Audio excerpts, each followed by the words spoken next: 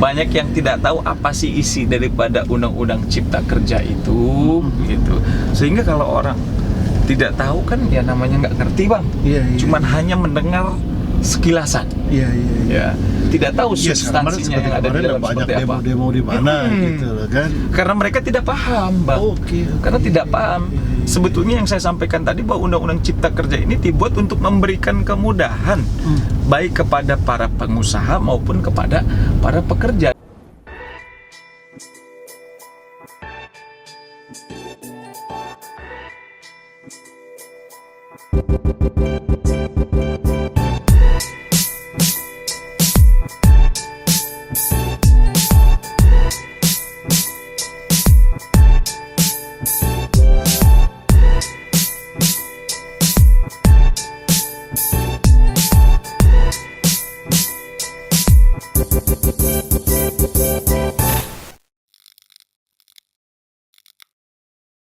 Seperti biasa normatif sidang pada agenda pagi hari ini ya, yaitu seperti pemeriksaan para pihak.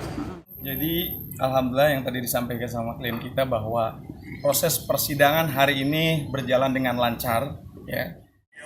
Dicemarkan oleh manajer banyak. Jadi kalau saya melihat beliau karakternya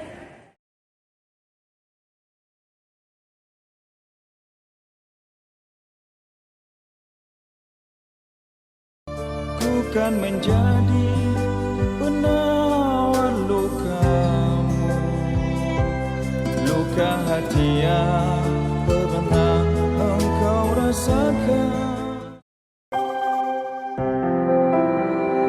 Assalamualaikum warahmatullahi wabarakatuh. Selamat sore dan salam sejahtera buat kita semua. Jumpa lagi bersama saya Dedi DJ Shang Lawyers di channel YouTube DJ Love. Walaupun orang sudah terkena virus COVID-19, dia memang terlihat seperti dia tidak sakit. Nah, itu yang sangat mengkhawatirkan dan sangat berbahaya. Maka tetap kita harus berhati-hati dalam menjaga perilaku dan kesehatan kita. Jadi setiap orang yang melawan hukum memiliki barang atau mengkonsumsi tanpa hak, nah itu juga bisa kena sanksi pidananya itu minimal 4 tahun. Bahwa Menteri Hukum dan HAM itu akan merevisi PP tersebut, sehingga ada kans atau kemungkinan besar para koruptor ini, kurang lebih mungkin sekitar berapa koruptor, 50 koruptor yang akan bebas. Kau istri tercinta, ya Aisyah Humairah, Rasul sayang, Rasul cintamu. Assalamualaikum warahmatullahi wabarakatuh. Alhamdulillah kita ketemu lagi dalam podcast ya, mau tak lama cerita tentang bagaimana hukum di Indonesia. Alhamdulillah hari ini kita telah bersama seorang pengacara yang handal yang mempunyai nama besar di Jakarta, Abang Dedi. Assalamualaikum warahmatullahi wabarakatuh. Selamat sore ya, Bang. Ya, gimana? Sehat ya? Sehat, alhamdulillah. Jadi Pak Dedi, Siap. hari ini kita bercerita ringan saja, ngobrol santai mengenai tentu sesuai yang Pak Dedi tentang hukum lah ya. Bagaimana pandangan Pak Dedi tentang hukum di Indonesia? Kami yang awam pengen tahu ya. Oke, siap Abangku. Terima kasih. Salam hormat dan salam silaturahim buat saudara-saudara kita yang menyaksikan acara apa ini? Podcast Kabar Rantau. Oke. Jadi kita jumpa lagi di acara podcast Kabar Rantau.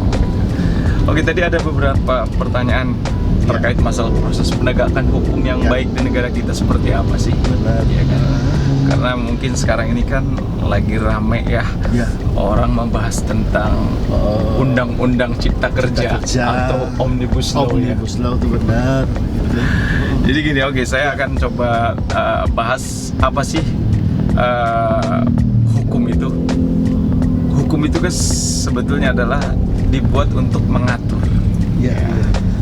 Untuk membuat satu aturan supaya hidup masyarakat ini tertata dengan baik, dengan rapi, dengan penuh kedamaian, kesejahteraan didapat, keadilan juga didapat. Artinya rakyat ini makmur. Benar sekali. Jadi undang-undang, aturan itu dibentuk bagaimana supaya negara ini maju sehingga akan berimpact terhadap masyarakatnya pun menjadi makmur. Yes. Apalagi kita nih podcast khusus mungkin untuk orang Awa ya. Orang Minang. Orang Minang. Nah, dimanapun berada. Oke, buat orang Minang mereka pengen tahu bagaimana tentang hukum. Mereka pengen tahu. Oke, karena proses penegakan hukum ini memang sangat penting ya buat masyarakat yang apalagi yang orang awam ini kan khawatir. Ya. Kan apalagi kemarin banyak demo-demo ya kan terkait masalah mereka keberatan terhadap undang-undang Omnibus Law ya, undang-undang nomor 11 kalau nggak salah tahun 2020. Undang-undang Omnibus Law itu kan berkaitan dengan undang-undang Cipta Kerja, ya kan, sehingga masyarakat Minang pun ya sebagian besar yang ada di Jakarta ini kan banyak sekali harus seperti apa sih aku ya kan, kok orang banyak demo gitu loh, padahal seyogianya undang-undang ini dibuat kan untuk mengatur kan, untuk mempermudah ya kan masyarakat Indonesia itu di dalam membuat atau memberikan kemudahan terhadap masyarakat ataupun negara di dalam bagaimana menciptakan lapangan pekerjaan gitu. Nah, jadi Omnibus Law ini dibuat untuk memberikan kemudahan sebetulnya memberikan kemudahan kepada para pengusaha maupun kepada para pekerja. Itu tujuan pemerintah. Jadi tujuan pemerintah itu yang untuk memberikan kemudahan atau investor, mengundang investor. Otomatis dengan memberikan kemudahan ini, ya dengan adanya undang-undang Omnibus Law ini, kemudahan sistem perizinan, ya, terus pengaturan bagaimana proses kerja ini supaya lebih efisien dan efektif, sehingga menarik para investor masuk ke Indonesia. Ya. Kemudian kalau udah banyak investor, otomatis kan membuka lapangan pekerjaan dong, Bang. Benar sekali. Ya kan? Apalagi orang-orang awak ini kan banyak sekali yang jadi pengusaha. Banyak, ya rata-rata kan? Mereka pengusaha. Artinya berdagang. Biar pekerjaan mereka baik sebagai pengusaha ataupun pekerja itu jadi lebih banyak ya, lebih banyak sehingga otomatis devisa negara akan didapat. Ya, pasti orang-orang itu akan lebih tertarik dengan adanya kemudahan di dalam proses perizinan khususnya misalkan gitu. Nah, jadi ini justru menarik. Cuman memang banyak yang tidak tahu. Banyak yang tidak tahu apa sih isi daripada undang-undang Cipta Kerja itu gitu. Sehingga kalau orang tidak tahu kan ya namanya nggak ngerti, Bang. Cuman hanya mendengar sekilasan. Ya, tidak tahu substansinya yang ada di dalam seperti apa. Demo di mana gitu kan. Karena mereka tidak paham, Bang. Karena tidak paham.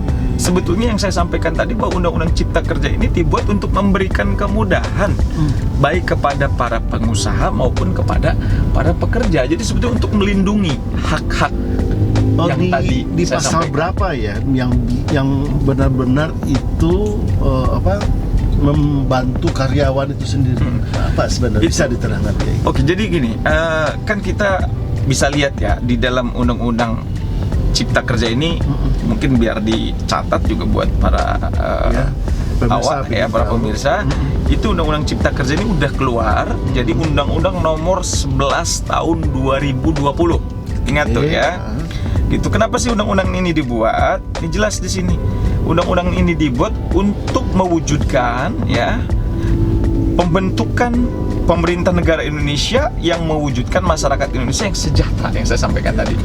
Sejahtera, adil, makmur, ya sesuai dengan konstitusi yang ada di dalam undang-undang ataupun di dalam Pancasila, ya kan jelas itu di pasal di Pancasila di ayat ke-5 kan.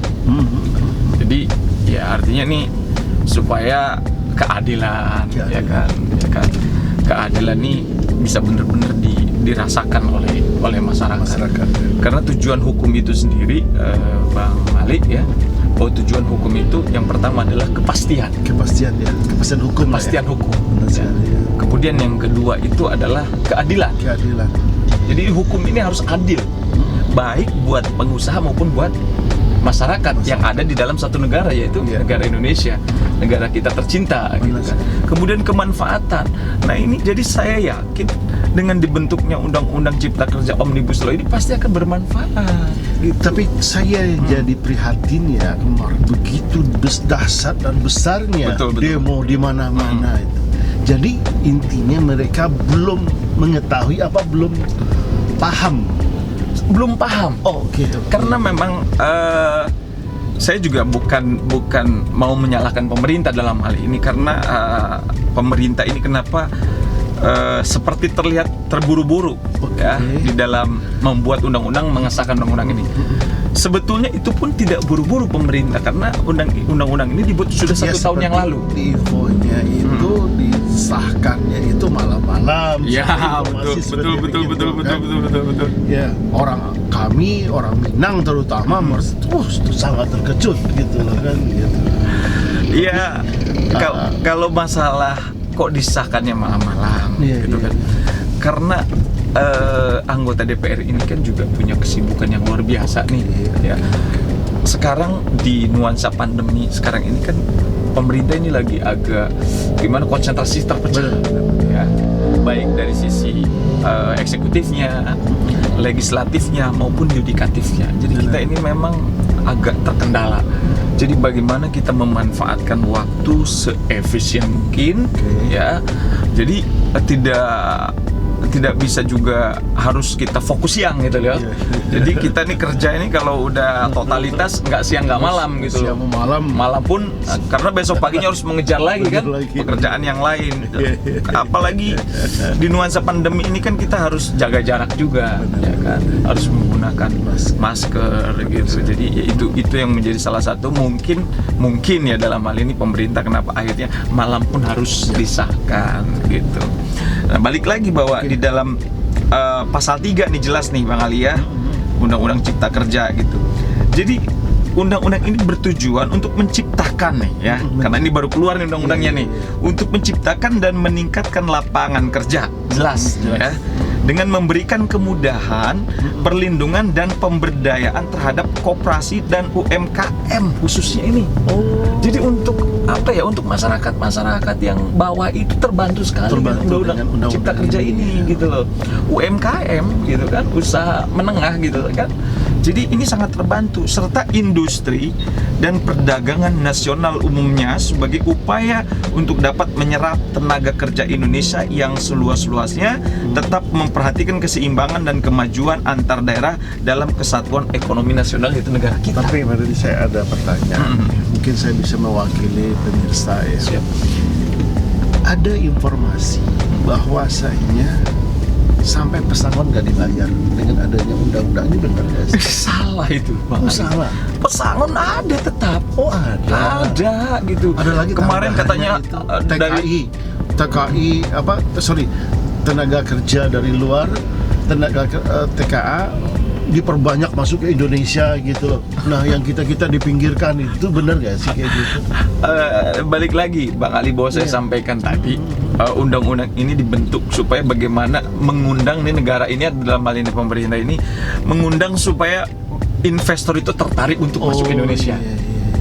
Jadi logikanya nih Bang Ali, simpelnya kalau investor ini tertarik dengan packaging kita, ini kan pemerintah lagi membuat packaging. Benar sekali. Ya, undang-undang di negara. Apalagi sekarang Pak Presiden lagi menyiapkan kalau bikin satu perusahaan pakai satu pintu ya, NIB itu ya. Betul. Terbantu sekali, itu ya. justru jadi mempermudah sebetulnya. Ya. Ketika para investor masuk ya dalam konteks ada aturan yang diatur oleh Undang-Undang Omnibus Law ini, itu justru bagus gitu. Kalau semakin banyak investor, tentunya pengusaha banyak dong. Dan tenaga kerja pun di Indonesia ini kan artinya pengangguran ini kan berkurang. Bang Ali. Jelas. Tapi gitu. tidak ada tenaga asing itu nanti berbondong-bondong datang. Oh enggak Bang Ali. Namanya kan kita ada Menteri Ketenagakerjaan, ya kan itu udah jelas aturan mainnya seperti apa. Gitu. Satu yang kita garis bawahi di dalam Undang-Undang Cipta Kerja ini bahwa para investor ini diberikan kemudahan di dalam ngurus perizinan. Oke, itu pasti. Ya, kita udah banyak yang ngerasakan. Oke, kita ke belakang itu kan, mohon maaf nih, birokrasi pemerintah ini kan kayak rumet gitu Bang Ali ya. Tapi dengan adanya Undang-Undang Cipta Kerja ini, kita bisa dibuat simpel. Contoh misalkan dalam konteks masyarakat bagaimana memiliki sertifikat tanah misalkan ya. Sekarang mereka nggak perlu repot-repot juga harus yang kelurahnya ya kan. Mereka bisa langsung ke atas gitu loh. Jadi sangat terbantu karena kadang mohon maaf oknum-oknum di bawah itu kan membuat ribut Bang Ali. Ya kan? Orang seharusnya one day one service misalkan. Karena tidak adanya aturan yang jelas ya kan, terlalu berbelit-belit sehingga proses itu lama. Nah, dibuat dengan Undang-Undang Cipta Kerja ini kan memberikan kemudahan Bang Ali.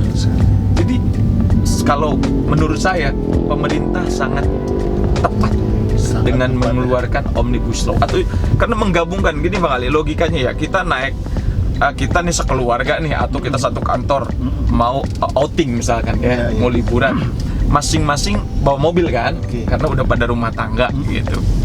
Tapi kita kaitkan dengan Omnibus Law tadi, jadi anak-anak kantor ini yang misalkan 100 orang ini kalau dia bawa mobil satu-satu kan banyak, ya kan?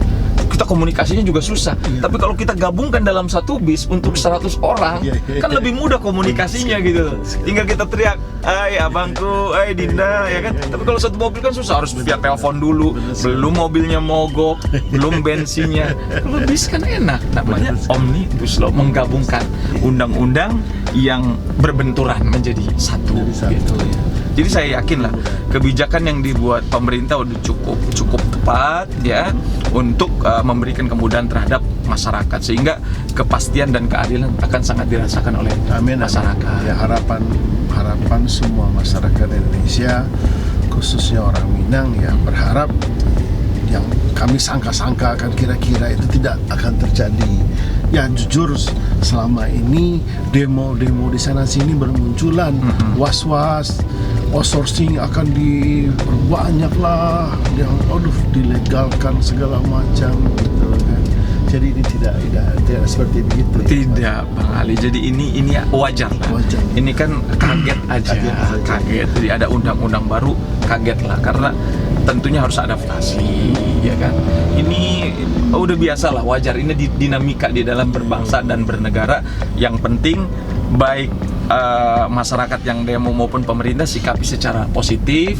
Tinggal nanti bagaimana diatur baiknya, dikomunikasikan, karena mereka juga sebagai masyarakat untuk demo itu kan mungkin mereka mengekspresikan karena ketidakpemahaman, ya kan, sehingga disatukanlah pemahamannya, dan insya Allah kalau sudah paham satu visi satu misi, saya yakin proses penegakan hukum ini akan berjalan dengan baik, khususnya terkait masalah hak-hak investor ataupun para pekerja begitu Bang Ali. Saya yakin apalagi orang awam ini pasti paham dan mengerti lah ya.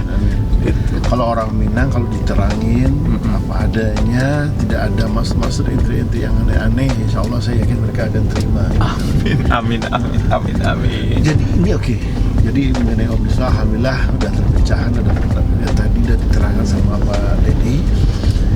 Mengenai kami warga Minang ya, warga Minang rata-rata kami ini pedagang gitu. Pedagang, kami berbisnis di rantau rata-rata, tapi kami banyak kekurangan mengenai tentang hukum jual beli lah, salah dalam hal bagaimana kami menyikapinya itu.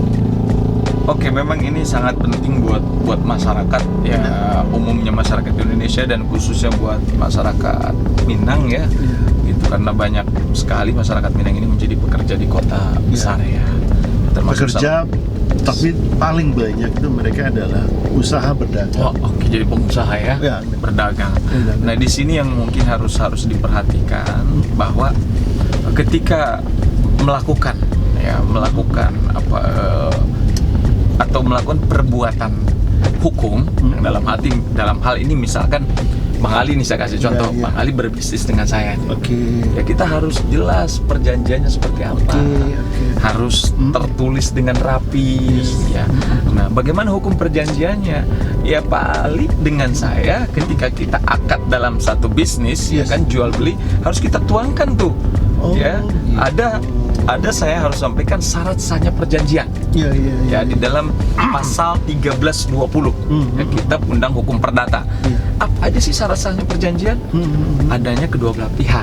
Iya. Bang Ali sama saya. Siap. Bang Ali pihak pertama, saya pihak kedua. Iya. Ya kan? Kemudian apa lagi sih? Harus cakap hukum syaratnya. Otomatis namanya pengusaha, ya kan? Iya. Pedagang udah pasti cakap hukum lah, ya. Gitu. Kemudian ada objeknya. Apa sih objek yang objek tertentu? Ya, Iya. syarat sahnya perjanjian itu ada objek tertentu yang kita bicarakan, apa nih yang kita akan jual belikan nih gitu. Misalkan kita menjual emas, Iya. kan menjual Iya. emas, ada emasnya. Oke. Gitu kan. Dan yang terakhir, yang keempat adalah harus klausa yang halal. Jadi yang kita jual belikan itu bukan sesuatu yang haram. Benar. Udah jelas bahwa itu memang milik Bang Ali, Iya. dijual kepada saya. Iya. Nah, keempat syarat dalam perjanjian, baik jual beli ataupun utang piutang dan lain-lain, gak ada segala macam. Keempat unsurnya itu terpenuhi, maka itu sah. Akan menjadi undang-undang buat kita berdua. Bang Ali pegang salinannya, Iya. saya pun pegang salinannya. Ketika terjadi misalkan wan prestasi Iya. atau ada dugaan ya curang lah, masing-masing sudah mempunyai kekuatan hukum. Oke. Itu. Jadi kalau 4 unsur tadi sudah terpenuhi, rasanya akan aman. Mau dibawa kemanapun, Iya. Pak Ali Iya. itu menang. Oke. Ini ada lagi nih. Ya, kami sesama orang mungkin sama siapa saja, suku apa saja, mau Jawa, mau apa saja, kami semua percaya. Betul. Kami hanya kadang-kadang kami jualan di Tanah Abang, jadi pedagang. Kami kasih aja kwitansi, terus mereka berhutang, ya, diberikan, atau mereka Nggak bayar. bayar susah. Nah ini sering terjadi sama terutama pedagang-pedagang Minang. Bagaimana menyikapinya baiknya seperti ini? Oke. Jadi ini pengalaman empirik di masyarakat ini banyak banget yang seperti ini. Justru ini pertanyaan yang sangat luar biasa gitu ya. Kita jual barang, Iya. utang ya. Iya. Tapi dia tidak bayar. Iya. Berarti kan orang ini kan telah melakukan perbuatan wan prestasi Benar namanya, sekali. gagal bayar. Maka langkah hukumnya bisa kita ambil tindakan baik secara pidana maupun secara perdata. Oh bisa langsung? Bisa. Oh, Kalau pidana kita anggap kita laporkan aja dengan dugaan tindak pidana penggelapan. Penggelapan. Ya, dan penipuan. Kalau gugatan perdatanya kita gugat wan prestasi, dia gagal bayar gitu loh. Kita gugat di pengadilan. Tapi saran saya yang paling tepat kita laporkan secara pidana dulu. Jelas pidana. kok barang kita dibawa sama dia tapi dia tidak bayar. Iya. Kita anggap dia menggelapkan barang kita. Oh, Itu kan milik kita gitu loh. Iya. Dia berbohong juga mau bayar tapi dia tidak bayar. Ya, sampai Nipu. menghilang lah. Sampai Kadang-kadang nih pedagang nih dia ngambil lagi ke tempat si A lagi, ke tempat orang lain lagi. Malah barangnya dikasih lagi, luar biasa lah. Dia saling kepercayaan ini tadi. Selama pokoknya tadi selama ada bukti yang tadi kwitansi, Benar sekali. itu kita bisa menjadikan sebagai alat bukti dan kita bisa melaporkan Oh, orang iya. tersebut yang tidak bayar itu ke kepolisian Oh, dengan kwitansi tadi, Iya. ya kan? Dengan surat jalan misalkan kan ada namanya yang kirim barang kan, Ada. itu harus kita simpan ya. Bukti itu tidak boleh satu karena dalam teori hukum, asas hukum ada yang disebut unus testis nullus testis. Satu saksi bukan saksi. Jadi harus alat bukti itu termasuk saksi. Oh, Jadi alat bukti itu ada misalkan surat, kwitansi tadi itu merupakan alat bukti. Yang berikutnya adalah saksi. Saksi. Orang yang tahu melihat. Iya kejadiannya. Jadi harus minimal 2 alat bukti kita laporkan orang yang diduga tadi melakukan penipuan atau penggelapan terhadap barang kita. Iya. Insya Allah itu bisa Alhamdulillah. bisa diproses oleh kepolisian gitu, dan hak-hak kita pasti akan inilah terpenuhi gitu. Jadi pemirsa podcast Kabar Rantau, itulah cerita-cerita mengenai tentang hukum, baik tadi hukum tenaga kerja, hukum Tentang perjanjian, jual beli gitu. Terus ini lagi nih, Pak Den. Kalau seandainya mereka nih, pedagang-pedagang ini mungkin dia beli transportasi, beli mobil gitu. Ya. Menarik. Menarik nih. Dia beli mobil. Dikarenakan mereka jiwanya, mereka bisnis, jadi kadang uang pun udah ada bayar, tapi dia tetap beli kredit gitu loh. Dia kredit, tahu-taunya jalan 4 bulan, 5 bulan, ditarik dan terlambat bayar. Iya. Ya kan banyak nih pedagang-pedagang yang sering ya, dia dapat musibah ya, namanya perputaran uang ya gitu. Bagaimana harus mereka nyikapi? Oke, jadi memang menarik di sini. Notabene kalau pengusaha itu nggak mungkin beli mobil Iya. cash ya. Iya. Kadang-kadang masyarakat juga, kalau masyarakat menengah kan dia nggak mungkin juga beli mobil cash ya, pasti kan kredit gitu. Ketika dalam perjalanan proses kreditnya itu macet, ya, harusnya nih pihak finance juga memberikan surat teguran, ya kan, memberikan surat peringatan lah, hai saudaraku, misalkan Anda sebagai ya debitur, ya coba ini angsuran macet nih, tolong dibayar. Kan ada misalkan dikasih surat peringatan 1, surat peringatan kedua gitu. Nanti oleh orang yang macet itu, pengusaha yang macet itu nanti dibalas, direspon. Mohon maaf, apalagi kondisi pandemi sekarang ini banyak sekali nih. Ya, Kasihan lah, udah banyak banget nggak mampu. Jadi makanya ada dari OJK, dari pemerintah untuk restrukturisasi ya. Gitu. Jadi itu diberikan kemudahan paling ya minimal setahun lah. Itu disampaikan aja bahwa kondisi keuangan saya lagi macet, jadi saya belum bisa untuk melakukan pembayaran. Nah, fenomena yang terjadi di masyarakat adalah ini si finance ini langsung mengirimkan debt collector. Yes, benar Ya, rata-rata mengambil paksa. Nah, ini yang harus saya garis bawahi, itu tidak boleh diambil paksa di jalanan. Oh, nggak boleh lagi. Nggak boleh kalau diambil paksa di jalan, ini namanya melawan hukum. Merampas itu kena pasal pidana 365 gitu kan, perampasan ya kan, pencurian dengan kekerasan itu nggak boleh. Gitu kan. Jadi harusnya surat peringatan 1, peringatan 2 kemudian diundang. Ya, diundang, ngobrol baiknya seperti apa. Kan ada restrukturisasi tadi kan setahun gitu.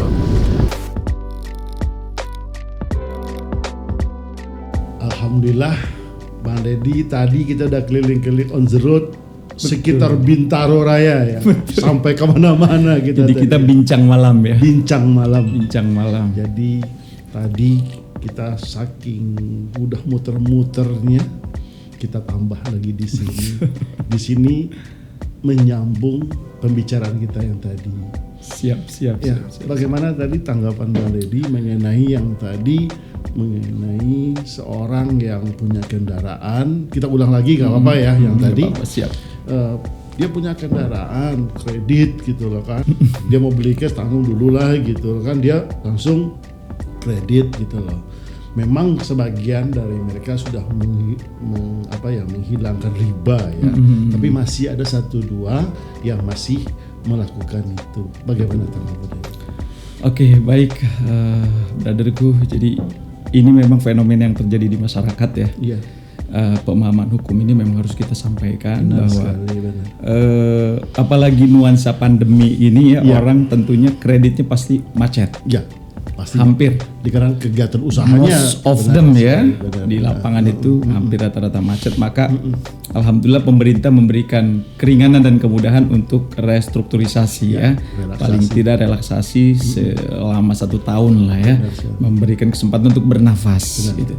Tapi memang di lapangan ini finance banyak yang mengindahkan ya, mengesampingkan. Jadi dia tetap dia melaksanakan tugasnya karena apa?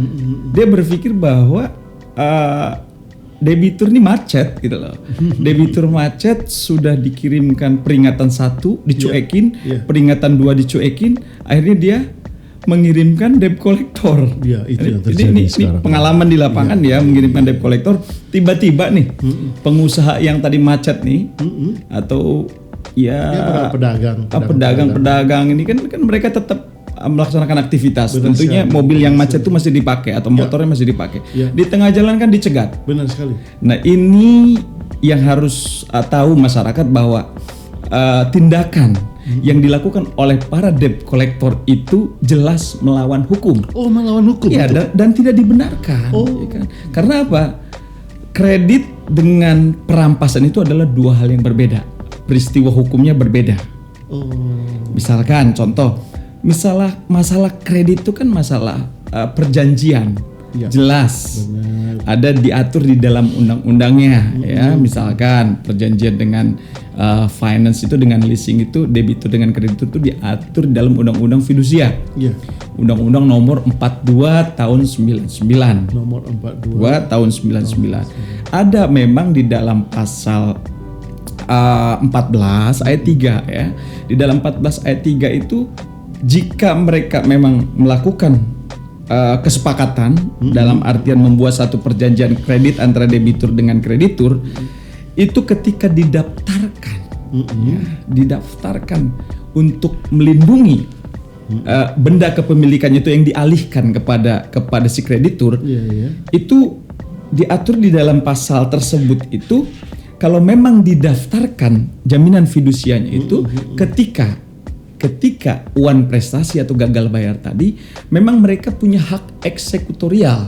Ya. Oh, memang ada. Ada di dalam pasal 15 tuh ayat 3. Namun hak eksekutorial itu tidak serta-merta langsung debt collector atau orang yang ditunjuk oleh finance itu merampas di tengah jalan. Tidak seperti itu caranya. Jadi harus melalui proses yang secara resmi diatur oleh undang-undang seperti. Jadi ketika dikirimkan nih, terjadi macet nih pengusaha ini, dikirimkanlah somasi 1 atau peringatan 1, peringatan 2. Kasih surat 1, 2. Ya, jika surat itu tidak diindahkan atau dicuekkan oleh si debitur karena mungkin debitur sendiri mungkin sibuk nggak fokus lah, maka dia harus mengajukan permohonan kepada pengadilan gitu. Walaupun jelas tuh di dalam kitab undang hukum perdatanya jelas ya. Ini saya bacakan di sini ada di dalam pasal 1238. Di dalam pasal 1238 KUH Perdata menyebutkan bahwa debitur dinyatakan lalai dengan surat perintah atau akta sejenis atau berdasarkan kekuatan dari perjanjian akad kredit sendiri yang tadi saya sampaikan itu. Jadi mereka punya kekuatan untuk mengeksekusi, namun eksekusinya itu diatur di dalam pasal 15. Jadi yang mengeksekusinya ini siapa nih? Harusnya, nah ini saya sampaikan di dalam pasal 15 ayat 3 itu tidak boleh merampas di tengah jalan. Harus institusi yang terkait misalkan dibantu oleh pihak kepolisian. Oh iya, dari kepolisian. Oleh kepolisian atau jurusita dari pengadilan. Oh, dari pengadilan. Itulah mereka yang berhak untuk mengeksekusi jika permohonan hak eksekutorialnya itu dikabulkan oleh pengadilan. Jadi kalau seandainya di wan prestasi, jadi pemirsa boleh mempertahankan haknya. Boleh ya. Karena di dalam benda itu objek kreditnya itu mobil, misalkan saya contoh ambil mobil sama motor. Itu milik kedua belah pihak. Oh iya. Milik debitur dan milik kreditur. Kenapa saya katakan milik debitur? Karena debitur sudah memberikan DP. Oh iya. Misalkan harga mobil 150 juta, dia sudah bayar 50 juta, sisanya 100 juta. Benar. Ya kan? Nah, di situ masih ada hak-hak debitur. Maka yang benar adalah dikirimkan surat peringatan 1, peringatan 2, dikasih pilihan. Apakah mau menyerahkan secara sukarela, ya, secara baik-baik. Ya, kalau diserahkan secara baik-baik tinggal dihitung secara proporsional.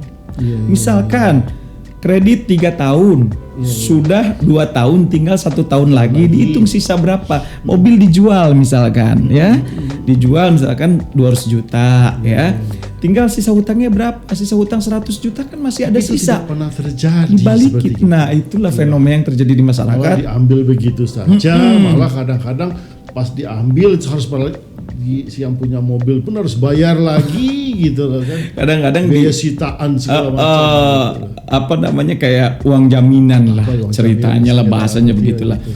Jadi sebetulnya boleh melakukan hak eksekutorial sesuai dengan pasal yang ada di dalam Undang-Undang Fidusia yang sudah didaftarkan ya di hukum HAM ya.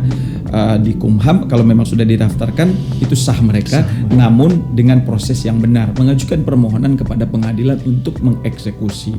Dalam hal ini siapa yang berhak untuk mengeksekusi? Maka itu adalah jurusita. Kemudian juga dibantu oleh kepolisian gitu. Jadi tidak boleh serta-merta langsung ambil di tengah jalan karena itu adalah perampasan, pencurian dengan kekerasan. Maka pemilik kendaraan itu kalau diambil di tengah jalan berhak untuk membuat laporan atau perlindungan hukum kepada kepolisian. Gitu. Jadi sebaiknya nih kalau seandainya permisa podcast Kabaran dapat kejadian seperti begini langsung ke kantor polisi aja. Betul. Lebih baik mereka ke situ ya. Betul, dan saya sarankan nih kalau bisa objek atau unitnya itu jangan sampai jatuh ke tangan debt collector.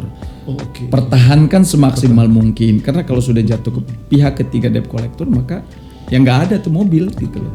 Kalaupun kita mengajukan gugatan atau melaporkan ke kepolisian susah kepolisian untuk melakukan menarik kembali barang tersebut. Biasanya mereka bergerak cepat. Maka saya sarankan kalau bisa ya jangan sampai terjadi wan prestasi. Ya kalau memang punya kewajiban diselesaikan. Harus diselesaikan karena hutang kan sampai kapanpun kan akan tetap akan kita bawa mati. Harus diselesaikan pertanggungjawabannya gitu. Kalau dikasih surat 1 2 3 ya direspon saja. Direspon secara positif, sampaikan bahwa saya usahanya lagi mandek karena corona apa segala macam kan pandemi ya. BI kan jelas mengatur karena instruksi dari presiden langsung loh harus ada relaksasi ya kan memberikan keringanan gitu. Jadi ya disikapi secara positif ya tanpa harus ya akhirnya debt collector harus mengambil di tengah jalan. Kalau seandainya mereka diambil ya maka sangat merugi. Jelas rugi. Maka langkah selanjutnya adalah laporkan ke kepolisian dalam dugaan tindak pidana perampasan. Jadi peristiwa hukum yang berbeda nih. Debiturnya telah melakukan wan prestasi secara keperdataan, kredit tadi, pihak finance yang diwakili oleh debt collector telah melakukan perbuatan melawan hukum, mengambil secara paksa, gitu. Jadi nggak boleh lah. Oke, Pak Dedi.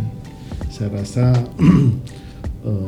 podcast Kabar Rantau, pemirsa semuanya, mudah-mudahan dengan pembicaraan kita ini begitu bermakna lah. Amin. Semoga bermanfaat ya buat masyarakat umumnya, masyarakat Indonesia dan Minang. Khususnya orang awak, orang Minang ya. Dimanapun berada orang Minang. Jadi panjang lebar kita cerita. Pak Dedi aslinya orang mana ini? Apa podcast Kabar Rantau pengen tahu apa asli mana? Kenapa lebih banyak berkecimpung dengan orang Minang ya? Gini. Kebetulan memang saya terpilih ya sebagai lawyernya orang Minang. Banyak sekali selebritis orang Minang yang saya dampingi seperti yang tadi disampaikan kita obrolan bincang tadi ya. Kemudian juga banyak artis-artis yang lain ibu kota, artis top ibu kota yang saya dampingi. Yang mungkin orang-orang Minang juga respect dan senang gitu kan. Teman-teman tenis saya banyak juga orang-orang Minang. Jadi di lingkungan saya ini banyak juga orang Minang yang notabene mereka adalah pengusaha. Gitu. Jadi banyak yang mengalami tindakan-tindakan kriminal seperti ditipu ya kan. Banyak orang Minang ini kan jadi pengusaha. Di Tanah Abang itu hampir sepertiganya juga orang Minang. Gitu. Pemirsa Kabar Rantau pengen tahu kalau kantor sekarang di mana alamatnya? Kantor ini di Jakarta ada. Di mana? Di Cikini. Di Cikini. Di Cikini itu dekat ini di belakangnya stasiun Cikini. Persis di situ.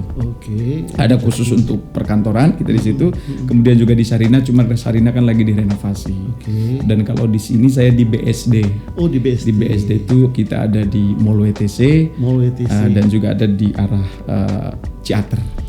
Mall WTC di area Ciater situ ada perkantoran Ciater gitu. Mana tahu nanti pemirsa pengen menggunakan jasanya gitu. Siap. Boleh. Tinggal nanti mungkin dicari aja di YouTube karena trending nama saya di dunia entertain itu ada Dedi DJ Sang Lawyers. Oh, Dedi DJ Sang Lawyers. Dedi DJ Sang Lawyers. Jadi kebetulan nanti coba bisa di searching. Kita ada juga di sana memberikan konsultasi hukum secara gratis. Oh, gratis. Gratis. Tidak dipungut bayar. Tidak dipungut Alhamdulillah, bayaran. iya. Kebetulan besok juga kita ada agenda sidang yaitu artis Dik Doang. Oh, Dik Doang. Artis Dik Doang. Doang di PN. Di PN Tangerang. Oh, PN Tangerang. Kebetulan sekolah alamnya beliau ada orang-orang yang coba-coba mungkin mau cari keberuntungan dengan melakukan gugatan. Ada aja. Ya mudah-mudahan ujian yang dialami oleh Om Dik Doang, Om Ganteng bisa terlewati dengan baik. Alhamdulillah. Oke. Setelah banyak, mudah-mudahan ini ke depan akan lebih baik lagi. Amin. Baik kita berdua maupun yang menonton. Siap. Amin. Kita sudahi. Assalamualaikum warahmatullahi wabarakatuh. Waalaikumsalam warahmatullahi wabarakatuh.